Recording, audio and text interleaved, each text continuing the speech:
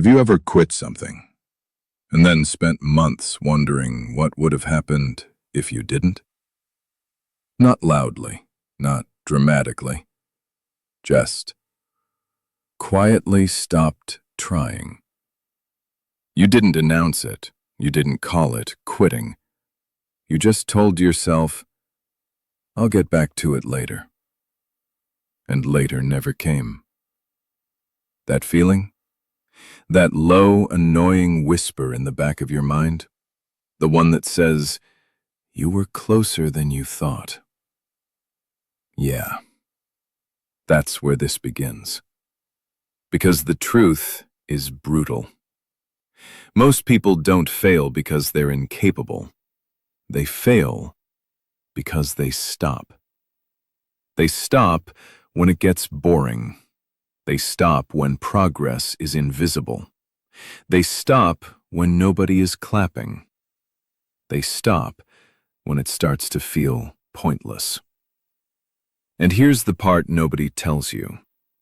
That exact moment, the one where you feel like stopping, is usually right before something starts working. But you don't know that, so you walk away. Be honest. Does this feel familiar? You start something with fire, a goal, a habit, a dream, a plan. Gym, business idea, content, studying, learning, healing. Day 1, you're unstoppable. Day 5, you're motivated. Day 15, you're tired. Day 30, you're negotiating with yourself. Maybe this isn't for me. Maybe I'm forcing it. Maybe I should try something else. And without realizing it, you join the 99%. Not because you're lazy, not because you're dumb, but because you believed a lie. You believed progress should feel obvious. But real progress? It hides.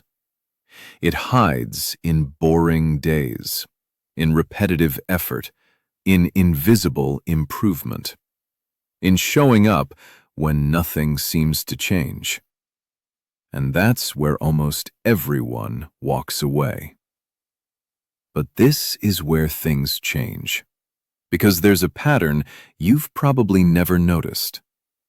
The people you admire, the ones who made it, the ones who seem lucky, they all went through a long, dark stretch where nothing worked. No results, no praise, no proof. Just trying. Over and over and over. And they didn't win because they were smarter. They won because they didn't stop. Think about it for a second. How many things in your life did you quit right before they could have clicked? Learning a skill, building discipline, fixing your health, starting something meaningful. How many times were you 1 month away from momentum? Here's the uncomfortable thought. What if success isn't about doing something extraordinary? What if it's about doing something ordinary for an unusually long time? That's it. That's the secret nobody glamorizes. The 1% aren't magical. They're just stubborn. Stubborn enough to keep going when it feels stupid. And this is the part that hits hard. Because right now, you might not feel like a quitter. You feel tired. You feel confused. You feel stuck. But underneath all of that is a pattern. You start. You try. You stop. And every time you stop, a little piece of belief in yourself disappears. Quietly. You start trusting yourself less. You start thinking, maybe I'm just not built for this. I used to think I was broken because of this. Like something was wrong with me. Why could other people stay consistent and I couldn't? Why could they push through boredom and I needed motivation? And that's when it hits you. Nobody told you that motivation is useless after the first week. Nobody told you that discipline isn't exciting. Nobody told you that the real game is endurance. Wait till you hear this. Your brain is designed to make you quit. Not because you're weak, because your brain hates uncertainty. It hates slow rewards. It hates effort without proof. So it whispers things that sound logical. This isn't working. You're wasting time. Try something easier.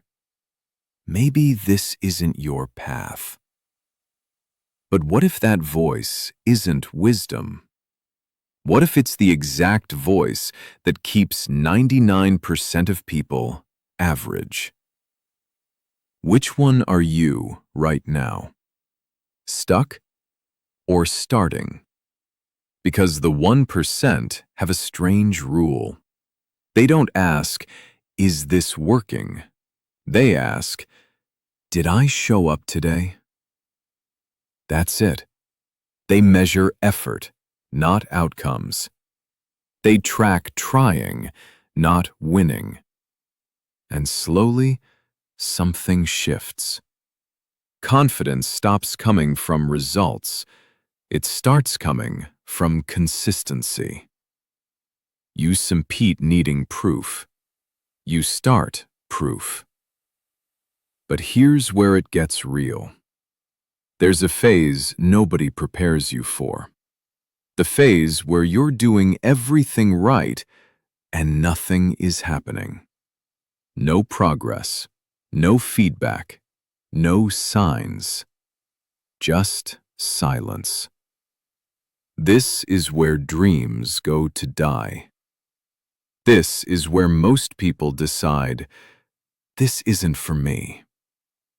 But this is also the exact place where the 1% are born. Because they make one small, stubborn decision. One more try. Not forever, not for a year, just one more day.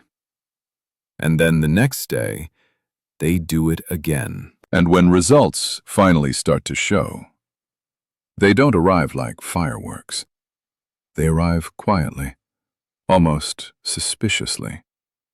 A small win, a tiny breakthrough, a little progress you almost ignore.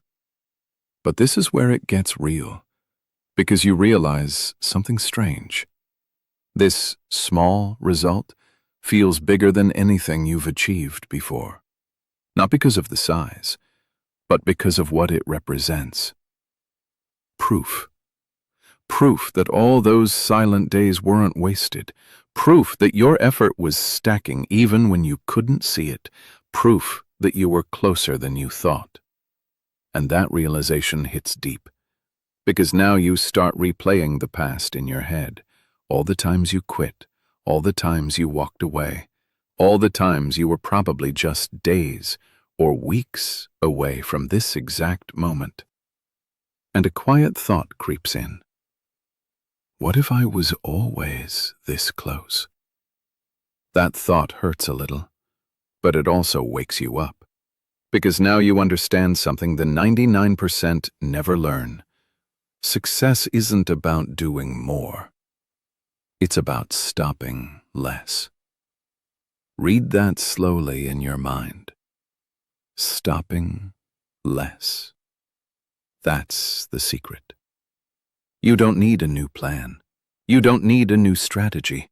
You don't need a new goal. You need to outlast your quitting habit. That's it.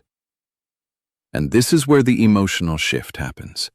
You stop seeing hard days as signs to stop. You start seeing them as signs that you're still in the game, still fighting, still trying, still part of the 1%. I used to think I was broken because of this, because I would start strong and fade fast. I thought something was wrong with me. But nothing was wrong.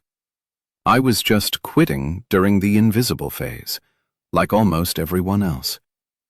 And that's when it hits you. You were never incapable. You were just impatient. Impatient with progress, impatient with growth, impatient with the timeline. But growth doesn't care about your timeline. It only cares about your consistency. Now here's where it changes your identity. You stopping asking, when will this work? And you start asking, how long can I keep going? That question is powerful because it shifts your focus from results to endurance, from outcome to effort. And endurance is something you control. Results aren't. This is the freedom the 1% live with. They're not obsessed with winning today. They're obsessed with not quitting today. And that's enough. So why does this keep happening? Why do we keep thinking results should come faster than effort?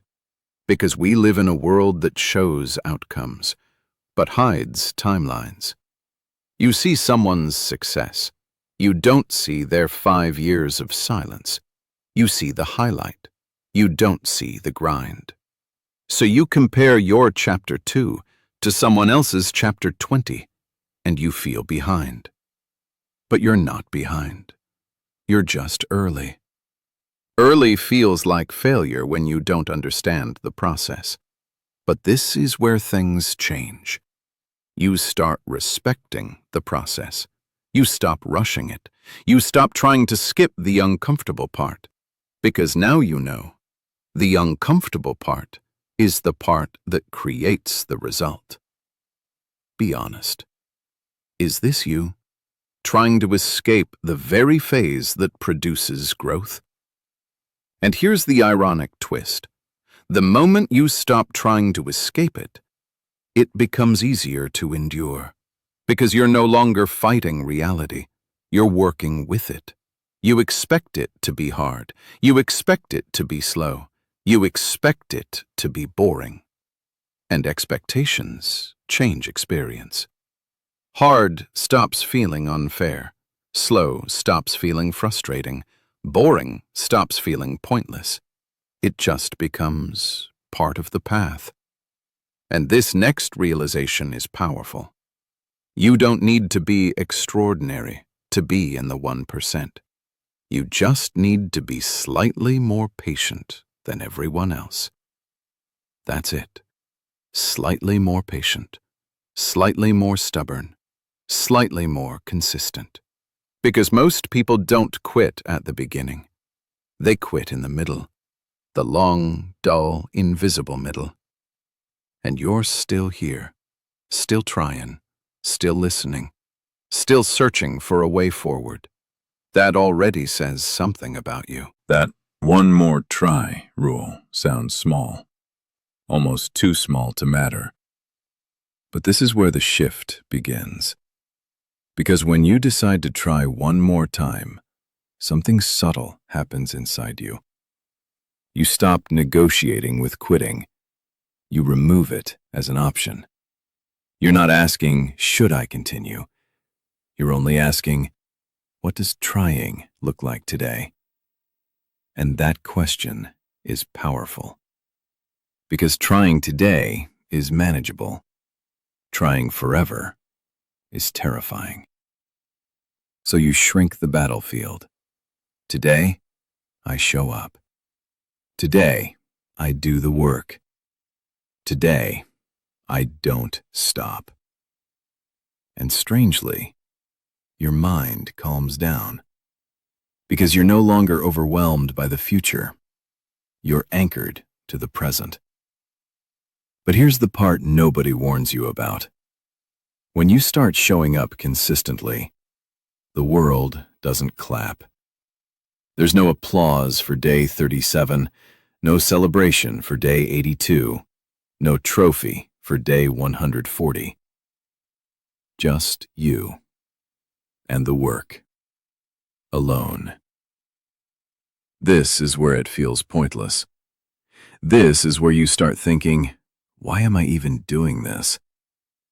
So why does this keep happening? Why does the part that matters most feel the least rewarding? Because progress is silent before it's visible. Read that again in your head.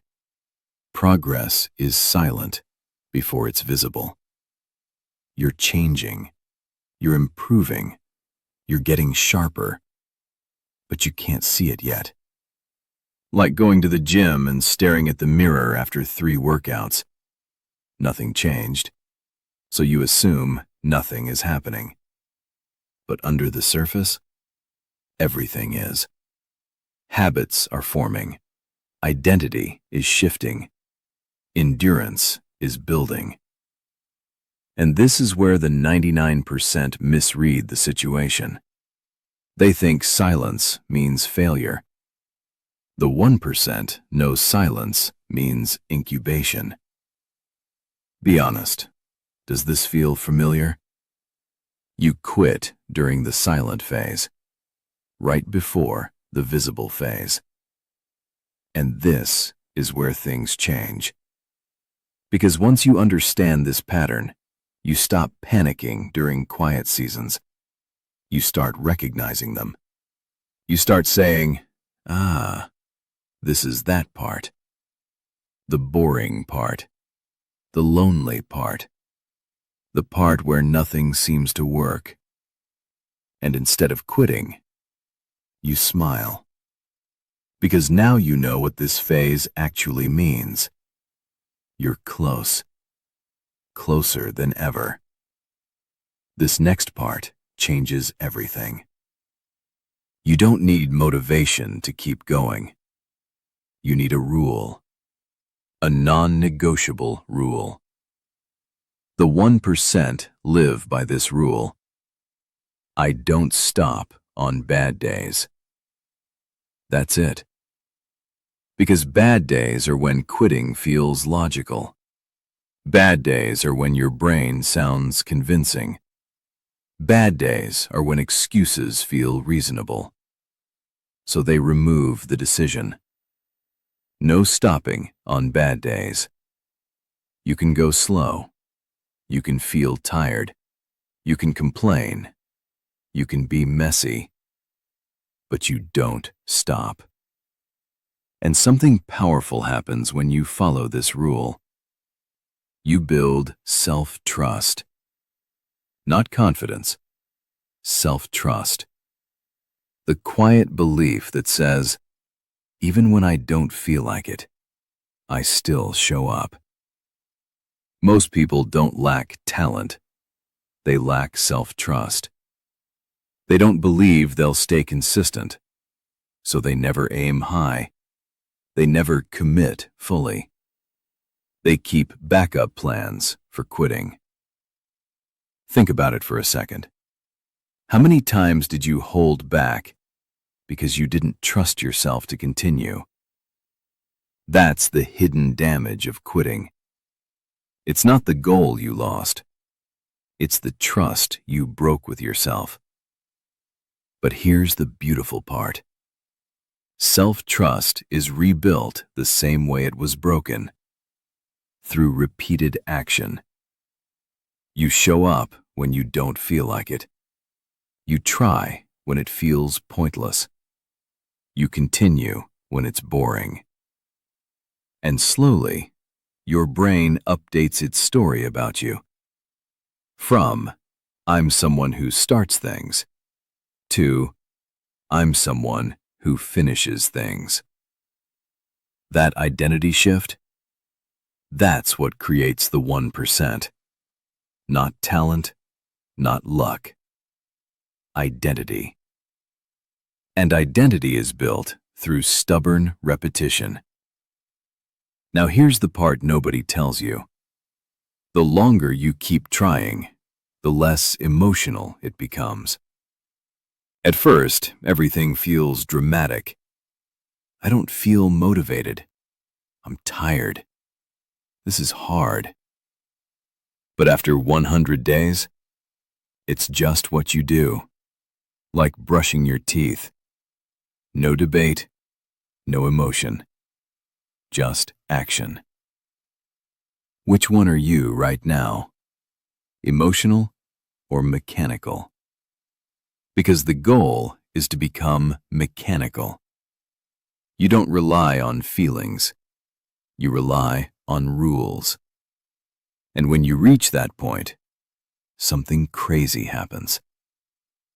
You become dangerous. Because now, quitting isn't part of your personality anymore. And that's when results start to show. Not because you chased them, but because you outlasted everyone else. And now you see it. The pattern. The truth that was hiding in plain sight the whole time. You were never losing because you lacked talent. You were losing because you kept resetting the clock. Every time you quit, you went back to day one. New idea, new plan, new motivation, same ending. Because quitting doesn't just stop progress, it erases momentum. And momentum is everything. This is where it gets real. Because now you understand why the 1% look lucky. They're not luckier, they just never reset the clock. They stayed in the game long enough for momentum to carry them. And momentum is quiet at first. You don't feel it, you don't notice it.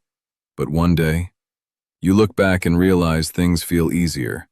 Not because the work changed, but because you did. You built tolerance. You built endurance. You built mental calluses. Things that used to feel overwhelming now feel normal. Things that used to make you quit now barely shake you. And that's when you realize you didn't get stronger by winning. You got stronger by not stopping. That's the identity shift. You're no longer someone chasing results. You're someone who just doesn't quit. That becomes who you are. And when that becomes who you are, results stop being a question. They become a matter of time. Which one are you right now, stuck or starting? Because this is the moment where you choose. Not loudly, not dramatically, quietly, internally. You decide, I'm not restarting again. That's the promise. Not that you'll be perfect, not that you'll feel motivated, not that it'll be easy. Just that you won't reset the clock. That's it. And something inside you relaxes when you make that decision. Because now you don't need to rush. You don't need to panic. You don't need to chase. You just need to continue. Continue when it's boring. Continue when it's slow. Continue when it feels pointless. Because now you know. Those are the exact moments that separate the 1%. And here's the part nobody tells you. The longer you continue, the less quitting even feels like an option. It starts feeling strange, unnatural, like going backwards. Because your brain adapts to consistency. You normalize showing up. You normalize effort. You normalize persistence. And once that becomes normal, you've already won, even before the results show up. Because now success is inevitable. Not because you're special, but because you remove the one thing that stops everyone else. Quitting. And here's the beautiful part. This doesn't just change your goals. It changes how you see yourself. You start trusting yourself again. You start believing your own promises. You start respecting yourself. Because every day you show up, you prove something silently powerful. I don't abandon myself anymore. That hits deep. Because most of the pain you felt wasn't from failing. It was from quitting on yourself. Again and again. And now, you don't. That's the real victory. Results are just a bonus. This is where your control comes back. Your peace comes back. Your confidence comes back, not from achievement, but from endurance. So the next time it feels hard, the next time progress feels invisible, the next time your brain whispers, "What's the point?" You'll remember this. You'll remember that this exact moment is where the 99% stop and the 1% keep going. And you'll smile a little, because you know which group you're in now. The game isn't over. You were just earlier than you thought. And if this hit home, don't just scroll. Subscribe and start choosing a lighter way to live.